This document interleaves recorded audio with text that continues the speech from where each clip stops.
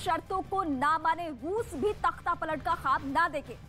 लेकिन इस बीच बड़ी खबर ये आ रही है, राष्ट्रपति ज़ेलेंस्की ने संकेत दिए हैं, रूस की मांगों पर विचार के संकेत दिए गए हैं, बातचीत को सही दिशा में बताया है। उन्होंने कहा है कि 4 दफे बातचीत हो चुकी है, वो बातचीत सही दिशा में आगे बढ़ी है, जल्द थम सकती है ये जो युद्ध की स्थिति है। हालांकि अभी बहुत कुछ कहना मुश्किल है, भले ही संकेत दिया हो ज़ेलेंस्की ने, लेकिन जो वो पश्चिमी देशों के प्रभाव में है और जिस तरीके से मदद मिल रही है, उसके बाद तो यही लगता है कि जब तक रूस की वो शर्तें ऑन पेपर, सिर्फ मौखिक नहीं, ऑन पेपर वो नहीं मानते हैं, तब तक रूस भी पीछे हटने को कतई तैयार नहीं। यूक्रेन की सेना को अब बड़ा दावा, रूस के 40% सैन्य उपकरण तबाह हो चुके हैं। युद्ध में 40% सैन्य उपकरण तबाह हुए हैं। ये यूक्रेनी सेना का अभी तक बड़ा दावा निकलकर सामने आया है।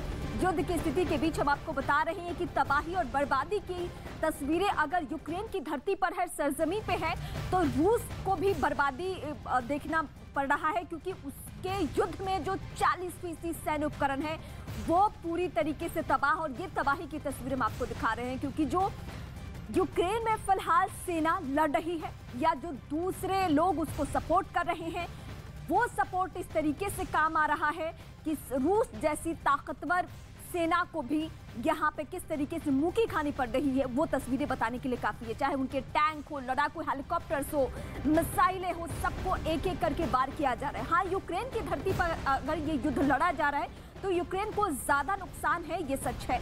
यूक्रेनी मीडिया के हवाले से इस वक्त बड़ी खबर, रूस के मेजर जनरल को मारने का दावा। मेजर जनरल का नाम ओलेग मतवेय है और जिनके मारे जाने का दावा यूक्रेनी मीडिया और यूक्रेनी सेना, ये तस्वीरें भी इस वक्त हम आपको दिखा रहे हैं। ये युद्ध को लीड कर रहे थे और जो कीव और खार्किव पे एकदम टारगेटेड हमले किए जा रहे थे, ताबड़तोड़ इस तरीके से हमले किए जा रहे थे कि किसी भी सूरत में वहां पे लोग ना रहे, वो पलायन कर जाए, वो शरणार्थी बन जाए। तो फिलहाल जो टीवी स्क्रीन की तस्वीर है, ये उस मेजर जनरल की तस्वीर है जिसको मारने का दावा किसने किया है? यूक्रेन ने किया है। रूसी सैनिकों ने यूक्रेन में तबाही मचा रखी है, लेकिन बावजूद इसके पुतिन अपनी सेना को लेकर बेहद परेशान है, क्योंकि ज़ेलेंस्की ने रूस के टॉप कमांडर्स को खत्म करने के लिए अपनी सबसे खतरनाक टीम लगा दी। एक रिपोर्ट देखिए।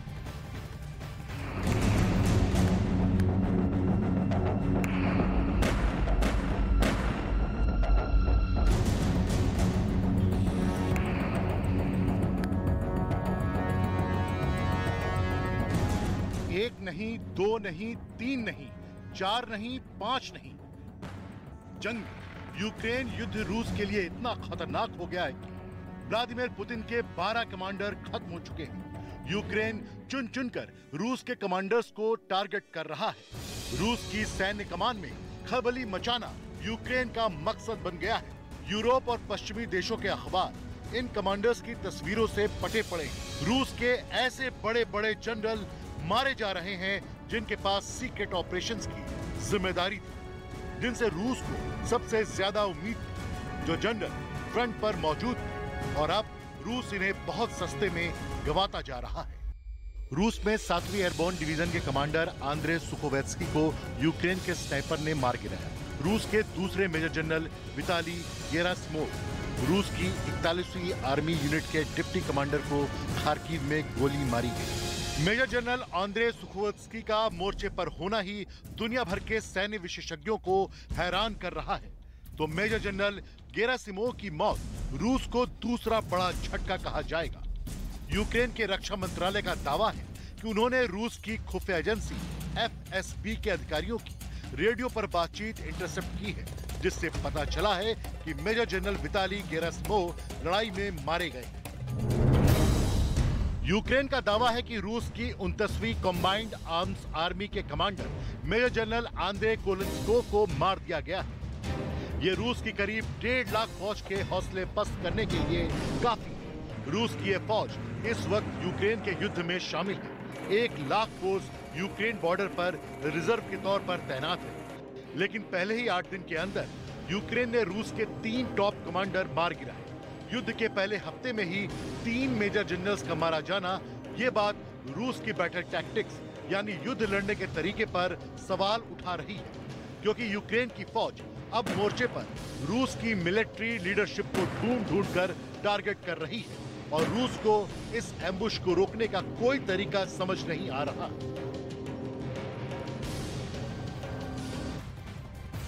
युद्ध के 21वें दिन यूक्रेन ने रूस को भारी नुकसान का दावा किया है। यूक्रेन के मुताबिक उसका कहना है कि वो रूस को ये जंग इतनी आसानी से नहीं जीतने देगा।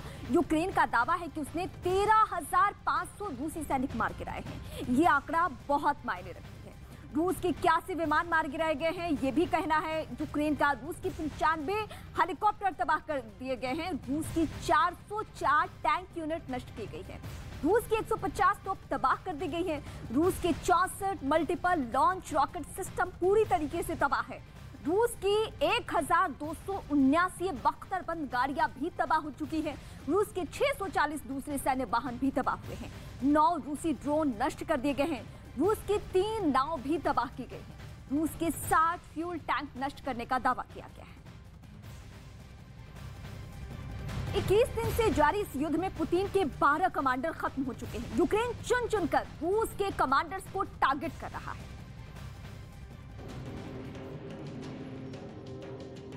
राजधानी कीव के पास ब्रोवरी में हुए एक बहुत ही खतरनाक एम्बुश का वीडियो, जिसमें रूस के टैंक कॉलम पर बहुत सधा हुआ हमला किया गया। इस हमले में रूस की टैंक फॉर्मेशन को लीड कर रहे कमांडर कर्नल आंद्रे जखारोव मारे गए।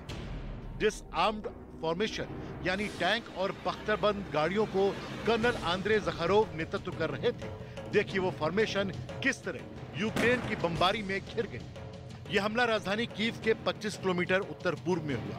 जाहिर है कर्नल आंद्रे और उनकी फोर्स कीव की तरफ बढ़ रही थी, लेकिन 25 किलोमीटर पहले ही यूक्रेन की आर्टिलरी यानी तोपखाना पूरा प्लान चौपट कर दिया। कर्नल जखारोव आंद्रे 30 टैंकों की एक बड़ी फॉर्मेशन को लेकर कीव की ओर बढ़ रहे थे। शुरू में सब ठीक लगा, रास्ता साफ था, लेकिन ब्रोवरी शहर पहुंचने पर खतरे के बादल मंडराने लगे। ब्रोवरी कीव रोड पर जब ये टैंक एक साथ इतने करीब फासले पर मौजूद थे, तब पहले से तैयार यूक्रेन की फौज ने तोपखाने खोल दिए। यह हमला इतनी प्लानिंग के साथ किया गया कि यूक्रेन का एक ड्रोन खास इसी को रिकॉर्ड करने के लिए वहां मंडरा रहा था। स्काईबिन गांव के पास ये टैंक घिर गए। रास्ता सकरा था और मूवमेंट रुकने से पूरी टैंक फॉर्मेशन फंस गई। तभी यूक्रेन की बमबारी शुरू हो गई। इन टैंक्स पर यह हमला किसी सरप्राइज की तरह था। रूस को इसकी उम्मीद जैसे थी ही नहीं। उनके सामने आगे बढ़ने या पीछे हटने का रूट बंद हो गया। ऐसे में इसमें रूसी टैंकों के अलावा फौजियों को ले जा रही बख्तरबंद गाड़ियां भी निशाना बनी। BTR-82 और BMP के अलावा रूसी multi rocket launcher system TOS-1 भी घिर गया। T-72 टैंक की लीड में इस फॉर्मेशन पर घात लगाकर हमला किया गया। रूस के पास इसका कोई जवाब नहीं था। किसी तरह रूस की सेना पीछे हटी और आर्टिलरी रेंज से सुरक्षित फासले पर पहुंची, लेकिन इस हमले में रूस ने अपने एक कर्नल को खो दिया। ऐसे हमलों के लिए रूसी कमांडर्स की नासमझी, गलत टैक्टिक्स और खराब रणनीति बताई जा रही है। रूस की मिलिट्री लीडरशिप और उसके लड़ने के तौर तरीके पूरी तरह ऐसे एक्सपोज हुए कि व्लादिमीर पुतिन ने यूक्रेन में कमान संभाल रहे 8 कमांडर्स को मोर्चे से वापस बुला लिया। यूक्रेन बार बार दावा कर रहा है कि उसने रूस के 12,000 से ज्यादा सैनिकों को खत्म कर दिया, लेकिन निष्पक्ष स्रोत बताते हैं कि यूक्रेन में अब तक 3 से 4,000 रूसी सैनिक मारे गए हैं। हालांकि अमेरिकी स्रोत बताते हैं कि यह आंकड़ा 5,000 से ज्यादा हो सकता है। रिपोर्ट है कि युद्ध ज्यादा लंबा खींचने पर मॉस्को से रूसी सेना को यह ऑर्डर मिला कि बड़े अफसर मोर्चे पर जाएं, सेना को खुद लीड करें। लेकिन ये बहादुरी रूसी सेना के अफसरों की जान जोखिम में डाल रही है। 12 कमांडर्स में रूसी सेना की दूसरी लाइन के अफसर भी बड़ी तादाद में मारे जा रहे हैं।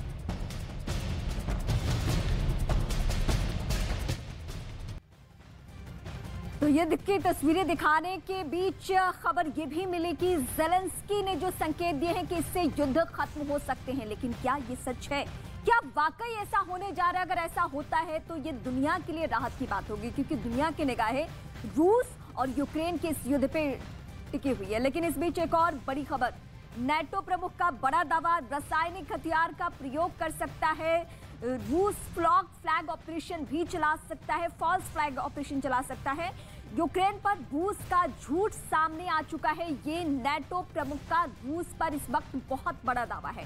नेटो की पैनी निगाह बनी हुई है और नेटो की तरफ से सैन्य ताकत तो नहीं, लेकिन उस तरीके से अभी मदद मुहैया कराई जा रही है यूक्रेन को, जिससे वो युद्ध के मैदान में आज 21वें दिन भी डटा हुआ है। लेकिन समझदारी इसी में होगी ज़ेलेंस्की के सामने, क्योंकि ये दुनिया के एक्सपर्ट्स कह रहे हैं कि अगर वो शर्तों को नहीं मानते हैं तो जितनी तबाही हो चुकी है, बहुत वक्त लग जाएगा वापस गुलजार करने में, वापस फिर से इस शहर को बसाने में, फिर से इस देश को बसाने में, क्योंकि कोई भी ऐसा इलाका नहीं है, यूक्रेन का इस वक्त कोई ऐसा इलाका नहीं है जो गोले बारूद से वहां पे दहला नहीं हो। यूक्रेन की सेना का इस बीच बड़ा दावा, ये भी बड़ी खबर हम आपको अपडेट कर दें, रूस के हमले को नाकाम करने का दावा किया जा रहा है। खार्किव में रूसी हमला, और खार्किव और क्यू तो वो टारगेटेड एरिया है जहां आप देख ही रहे हैं कितने बम गोले बारूद बरसाए जा रहे हैं, और इस तरीके से गोले बारूद बरसाए जा रहे हैं कि अब यहां से लोग पलायन कर जाए,